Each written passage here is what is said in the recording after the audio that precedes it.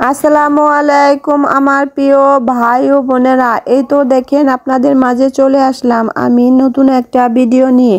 প্রথমে আমি আমার কাঁচামরিচ গাছ থেকে কাঁচামরিচ উঠিয়ে নিলাম।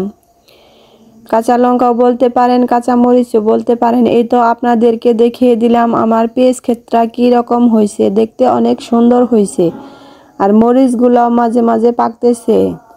তারপরে ছোট্ট একটা আম গাছ, দেখেন কি সুন্দর আমের মুকুল আসছে।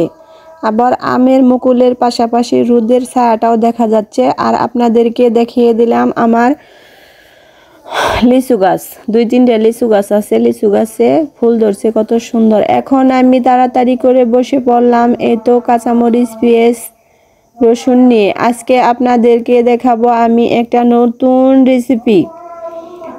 টাকি মাছ শুকিয়ে রেখে দিয়েছিলাম ঘরে, ওগুলা আপনাদেরকে একটা ভাবলাম নতুন রেসিপি করে দেখায়। আমরা ওগুলা মাঝে মাঝে ওরকম করে রান্না করে খাই। আমাদের গ্রামের মানুষ কিন্তু এটা খুব প্রিয় বা ভেবে নেয়, পছন্দ করে, খেতে খুব স্বাদ হয়।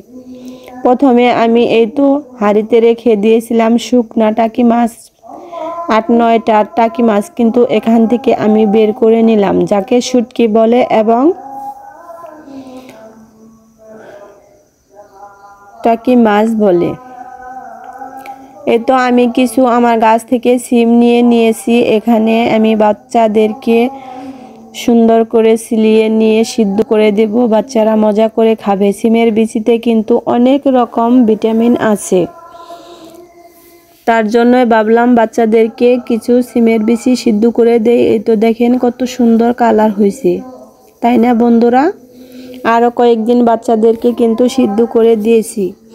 এদিকে মাছগুলো আমি কিছুক্ষণ ভিজিয়ে রেখেছিলাম, এখন দিয়ে দিলাম কড়াইতে। এই তো কড়াইতে দিয়ে সিদ্ধ করে নিব।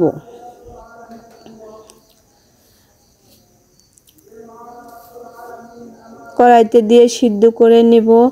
এখানে আমি পেঁয়াজগুলা কুচি করে নিয়ে নিতেছি। অনেকগুলা পেঁয়াজ, 8-10টা পেঁয়াজ দিয়ে দিব এবং কাঁচামরিচ দিয়ে দিব, রসুন দিয়ে দিব। এখানে কিন্তু অন্য কোনো মশলা ব্যবহার করব না, এতেই কিন্তু খেতে অনেক স্বাদ হবে। এখন আমি বলক ওঠা টাকি মাছের উপরে আমার মরিচ পেঁয়াজগুলো দিয়ে দিলাম, কাটা মরিচ পেঁয়াজগুলো। এখানে কিছুক্ষণ নেড়ে চেড়ে সিদ্ধ করে নেব। এই তো দেখেন বন্ধুরা, আমি কিছুক্ষণ নেড়ে চেড়ে সিদ্ধ করে নিয়ে এই তো একটা জালির মধ্যে ঢেলে দিলাম। দেখেন ততা ততা ধোয়া ধোয়া উঠতেছে। এগুলা কিন্তু আমি পাটার মধ্যে থেতু করে নেব। সবগুলা জিনিসই আমি পাটার মধ্যে সুন্দর করে থেতু করে নেব। আমরা গ্রামের মানুষ বেশিরভাগই বলি ছেঁচনি করে নেব, ছেঁচে খাবো, এবং থেতু বলে অনেকেই। আমি থেতু বলি, তার জন্য আপনাদেরকে আমি বলে দিলাম যে থেতু করে নেব। আপনারা কিভাবে বলেন সেটা আমাকে কমেন্টে জানাতে পারেন, এবং ভালোবেসে আমার ভিডিওটা একটু দেখে লাইক, কমেন্ট, শেয়ার করে দিবেন। এটাই আপনাদের কাছে চাওয়া, আমার বন্ধুদের কাছে চাওয়া। দেখেন সবগুলাই মাছ কিন্তু আমি এভাবে থেতু করে নিয়েছি।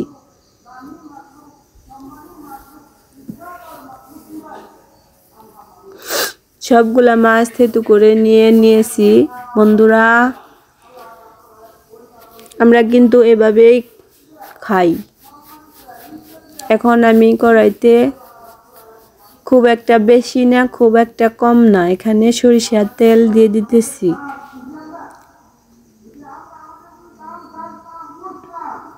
আমরা মিডিয়াম মতো তেল খাই বন্ধুরা।